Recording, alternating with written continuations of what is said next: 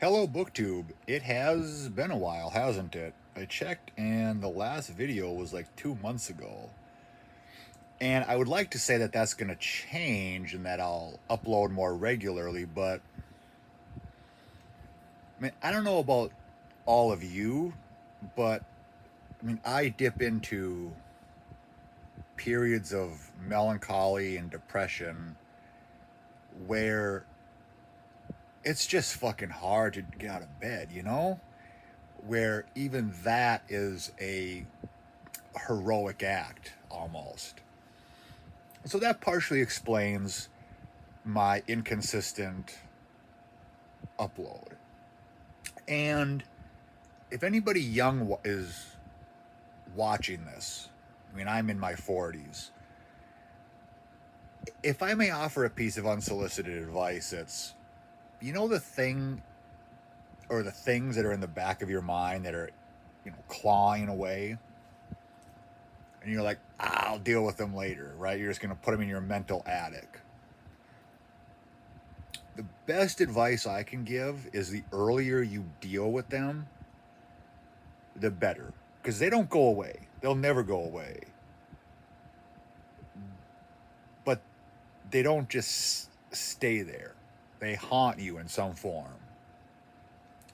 They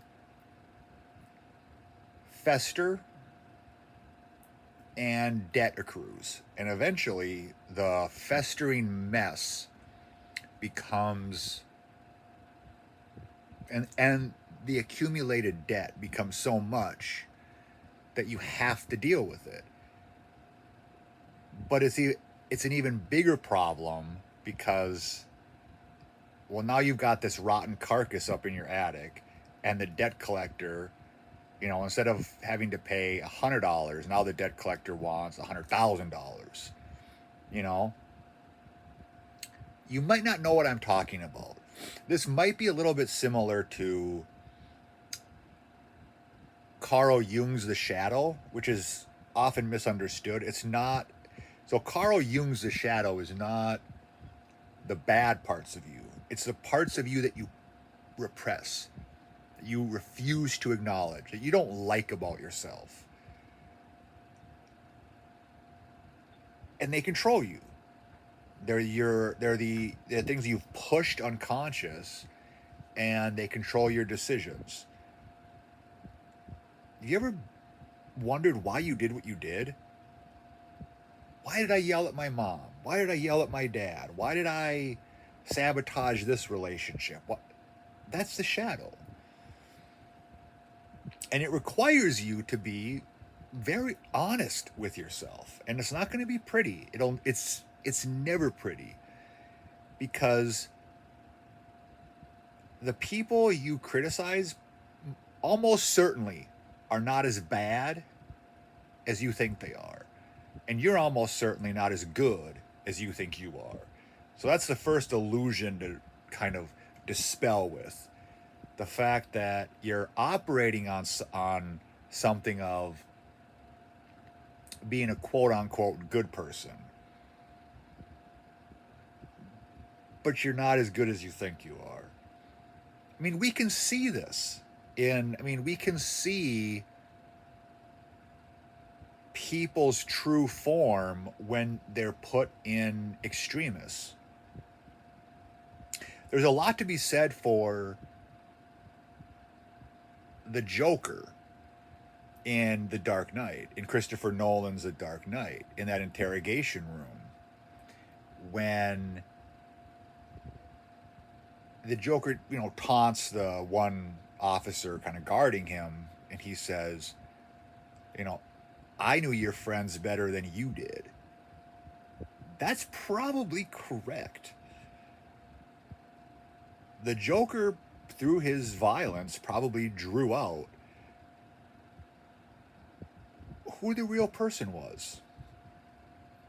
Okay, I'm kind of rambling here, but this is all to say, not that you care, or maybe you do, that I've been on kind of this journey of trying to make manifest, or not manifest, make evident what the shadow was and trying to deal with past traumas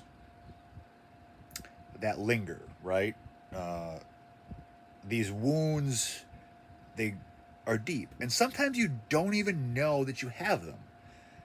Sometimes they compile. Like if you've, I mean, I don't go back and watch my, I don't go back and watch my old videos.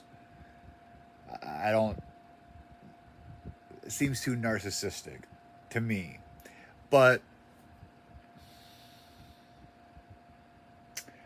I I think I said somewhere around down the line that I had kind of a rough upbringing and lived and still live in a rough area. And that's not a woe is me. That's not a, oh, feel sorry for me, but it's going to color my perspective. Like I have a friend who has a completely opposite perspective, who has a completely like opposite lived experience as mine. And his perspective is radically different on many things. It's really interesting how him and I are friends. Um, he's a wonderful guy, but his experience and his experiences are just radically different to the point where I don't think I can fully understand where he's coming from, and I bet he can't fully understand where I'm coming from. Uh, so what am I rambling about? Well, I'm fortunate enough to have subscribers,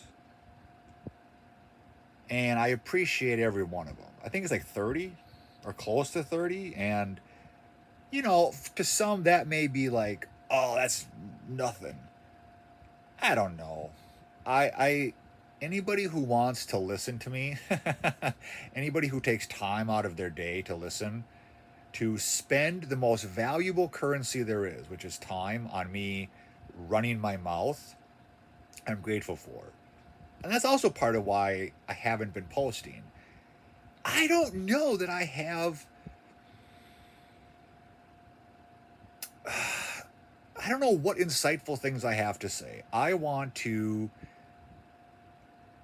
My goal, whether I succeed or not, is to do something like value max your time here, you know, to borrow, you know, from the whole stupid looks maxing thing.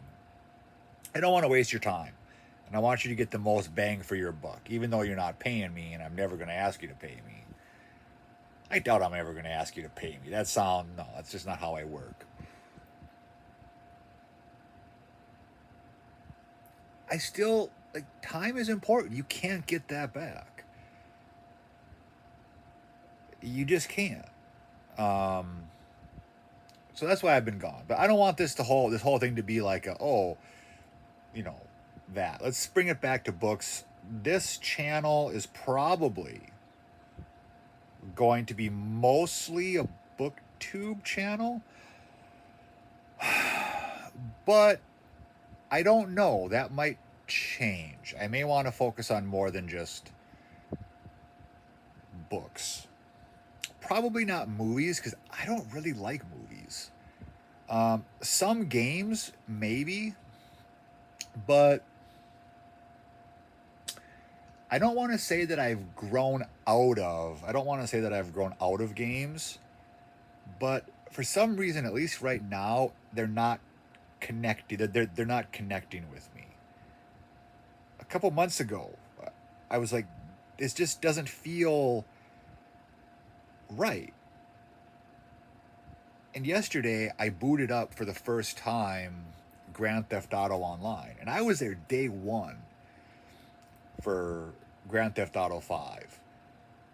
I was there day one when all in 2013 for all of the online launch, which was disastrous. And I have like close to 1,000 hours in that game. And I hadn't played it since January 2020. That's before the pandemic. Like, I was such a different person, but I had such good memories of it. I had such wonderful memories. And it felt foreign. I played it and I'm like, Los Santos, I used to know, like, I used to know that city like the back of my hand. I just, that was my game. And it just, for some reason in 2020, I just didn't play it. And for 6 years, over 6 years, I boot it back up and I'm like, this is my game. And I felt like a stranger. I honestly felt like a stranger. I was trying to get that nostalgia of not my childhood, because I was already an adult, but my early youth, my 20s, my mid to late 20s. And this wasn't happening. I played it again a little bit today to see if something was off, and I played a little bit, and I don't know. So yeah, this is me just rambling. It's unstructured like all my videos. I don't write a script. I do it like I do teaching, just avant-garde, just not avant-garde, just off the cuff. And you know, it works in the classroom. I'm not sure if it works here. I guess we'll see. I stumble around. I think it gives a more authentic human feel, because I never want to be put on a pedestal. I never want to be somebody that you think is infallible. And I'm not saying that you would, and I'm not saying that you do for other people, but I often get the impression of, there are certain people on BookTube or YouTube in general where you go to and the production quality is really good. And I'm not slamming that, but I'm just saying it gives the illusion of, how do I put it? It gives the illusion that these people are kind of like the final arbiter of something. And they're not, right? Everybody's just as fucked up as the next person. Maybe some of us may be a little bit more fucked up than, I want you to see the blemishes. I want you to see the ums and the long awkward pauses. I think it adds some authenticity to it. So what book do I want to talk about today? Because, well, we're already 13 some minutes in, and I've just been going on side missions, to use gaming terminology, the whole time. I want to talk about Moby Dick and what it means to me, because that was one of the early books that really transformed me. It really gave me a home when I didn't have one. And what I mean by that is, I grew up in the ghetto. I grew up where burglaries and wife beatings and murders and drug deals and everything would go down. Just regular. It was just like a regular occurrence. I remember a meth lab blew up. A guy killed his wife or his girlfriend, shoved her in a closet. I've seen beatdowns. I've seen a lot. And even where I live now, where I've sort of leveled up, again, to use more gaming terminology, it's fresh in my mind. I just got done playing Grand Theft Auto Online and fucking being disappointed. Not because of the game, but because of me. Because it wasn't like riding a new bike. And even now, there's murders where I live. It's rough. And again, this isn't a woe is me. It's just That's the perspective I take. And I get into these kinds of depressive states. And when I was a kid, I read Moby Dick. And you might think, well, that's pretty strange. That's not a book that a kid that's, around 10 years old would read. And I'm going to be honest. I didn't understand the broader story, and I didn't care about it. What I liked about it, what I loved about it, was I learned a lot about whaling. Now, whether what Melville was talking about was accurate, I don't know. But I felt like I was learning something. Like, whaling is illegal. Back 1800s it wasn't. And so it was informative. I was never bored. I didn't get the story. I didn't get the subtext. I didn't get how brilliant the book was from a narrative perspective. I just liked it from an information perspective.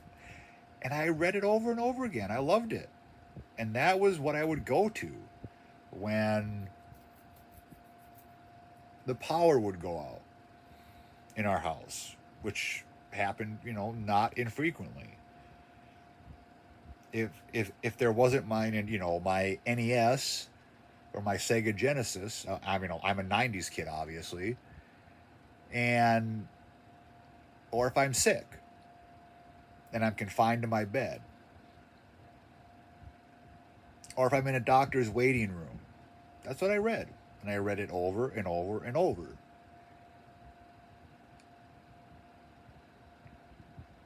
It had a massive impact on me. It partially showed me what a book could be, and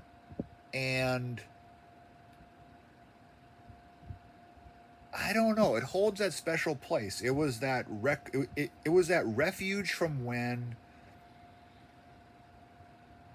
a neighbor was dragging his wife down the stairs, and I had to get away. And I couldn't get away because it was nighttime, so I couldn't go out on my bike. Or my mom was watching something on the Hallmark Channel, which I could give a fuck about. It was there for me. That book was there, even if I didn't fully understand it. And I had other books too. Like I had other, but nothing compared to it. I mean, I had Goosebumps, and I read Goosebumps, and I liked that. And I had a children's encyclopedia, and I loved that too. Moby Dick. It was strangely portable. I had just like a mass market ratty copy. Uh, I don't even know how I came across it. I don't know why nobody stopped me and said, this isn't age appropriate. And by age appropriate, I don't mean content, I just mean like reading level. And I went back to it. I mean, it's been like a good, 20 years since I read it, but I read it again in like college and it held up. I could understand the narrative better.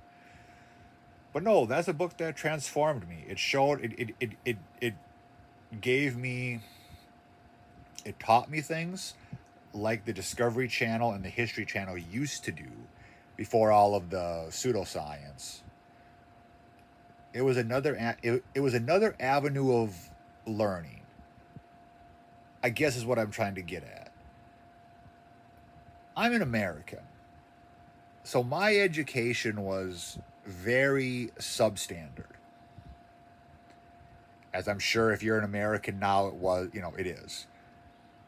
Uh, my guesses, depending on what age you are, like I was horrified to learn recently or a couple of years ago, that these schools just fucking give these iPads to these you know, when they're young and it's in the classroom. No wonder our kids have ADHD. No fucking wonder our kids can't concentrate. No wonder that when I get them in the college level, the cell phone, it might as well just be tattooed like connected to their head like a fucking leech. It's no wonder they've been trained by it. They've been trained, which is horrendous. That bullshit wasn't allowed when I was in school. So I think I got a better education, but it wasn't great. It really wasn't. And you can talk to people overseas. Talk to people overseas. France, Netherlands, Sweden. Regular people without advanced degrees. They sound smarter than people with PhDs. They do. I mean I have a PhD and there's a YouTuber I listen to and he talks about philosophy. That's what I got my PhD in. He's way smarter than me. To the best of my knowledge, I don't think he's got advanced education. He's brilliant. So it was a kind of way for me to fill in the rather substandard education I got. In terms of I got to learn about whaling. That's what transformed me. I don't think that book made me into a reader. I had a very weird relationship with reading. And to be fair, I still do. Which is, I have highs and lows. Periods where I read a lot, periods where I don't. I have kind of that personality. I have a personality where I will burn out on something. Moderation, I don't know what that is. That's why I don't drink. I know I'd be an alcoholic. I don't know moderation. I just don't. If I'm going to do it, I mean, back in my early 20s when I did drugs, I didn't just dabble. I went all the fucking way.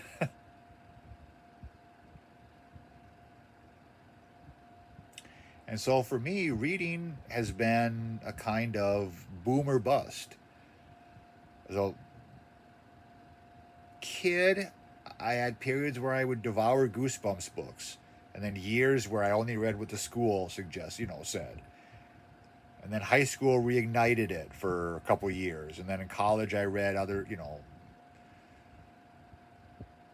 stuff that I was required to, and not that.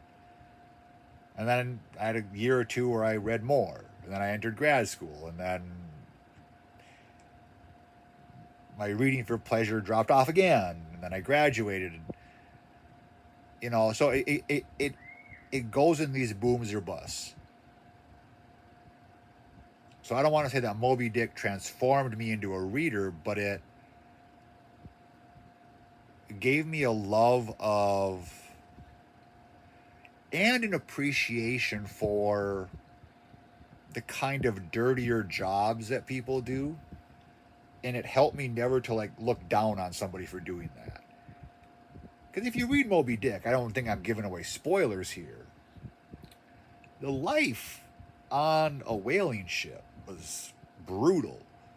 Just like life on an oil rig is brutal. Or life as a garbage man is not glamorous. Or life as a sewer inspector, plumber, any of these kind of dirty blue-collar jobs is not glamorous, but without them, society would just crumble. It gave me an appreciation for that. Here are these people doing all of these jobs I wouldn't... I mean, you'd have to pay me a lot to do them. But it made me forever grateful that there are people that do them. And this was part of it. It showed kind of the nitty gritty intricacies of whaling to get, oil for lamps. Okay, that's what I got for you. I'm going to upload this. I would like to say I'm going to be more regular. I don't know. I'm still trying to figure things out. I really am. I'm still trying to figure out. I mean, I'm in my early 40s, and I didn't go through a midlife crisis. I didn't go through a crisis of like, oh my god, I got to buy a car. I got to buy a sports car, and oh no, it was deeper than that. I guess it was like, wow.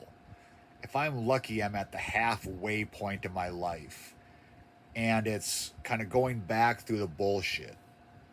The bullshit all the way from my first memory all the way to like now, and trying to evaluate that, interrogate it, make sense of it.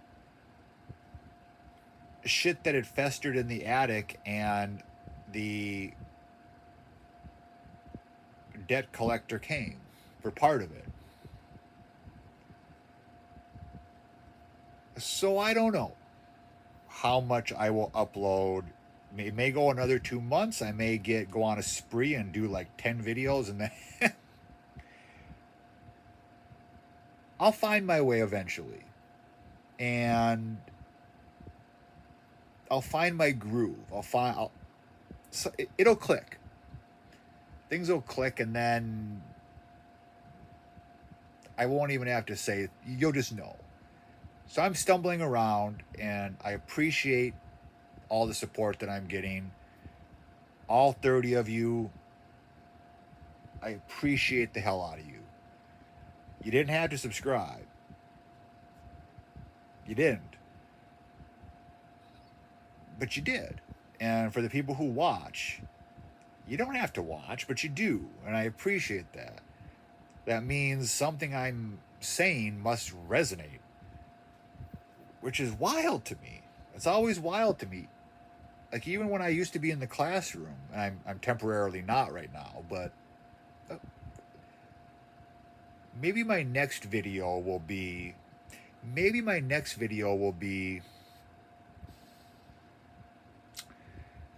about getting kicked out of the classroom. Maybe that's what it'll be. But right now I'm not. And so I'm kind of adrift. I'm kind of scattered, as you can tell. So if you've made it this far, thank you. I from the bottom of my heart. And I will see you in the next video. And with that, stay safe, try to stay sane, and, peace.